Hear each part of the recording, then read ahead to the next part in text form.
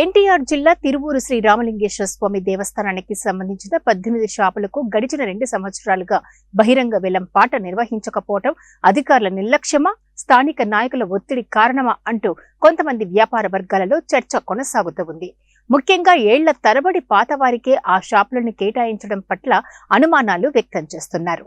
Main road లో ఒక్కో shop అద్దె 20,000 రూపాయల నుండి 30,000 రూపాయల వరకు కొనసాగుతుంది. కానీ రామలింగేశ్వర దేవస్థానంకు సంబంధించిన షాపులకు మాత్రం రెంటు అరాకొరా పెంచి వారినే కొనసాగిస్తున్నారు. ఏ పార్టీ అధికారంలో ఉన్నా ఆ షాపులు వారిదే హవా కొనసాగుతూ ఉంది. దేవాదాయ శాఖ అధికారులు వేలంపాట నిర్వహించాలని భావించిన లోకల్ నాయకులతో ఫోన్లు చేయించి బహిరంగ వేలంపాట నిర్వహించకుండా వ్యాపారస్తులు అడ్డుపడుతున్నారు. దేవాదాయ శాఖ అధికారులు స్పందించి ఆ షాపులకు బహిరంగ వేలంపాట నిర్వహించి కొత్త వారికి అవకాశం కల్పించాలని, దేవాదాయ ధర్మాదాయ శాఖకు ఆదాయం పెంచేలా చర్యలు తీసుకోవాలని స్థానిక ప్రజలు కోరుతున్నారు.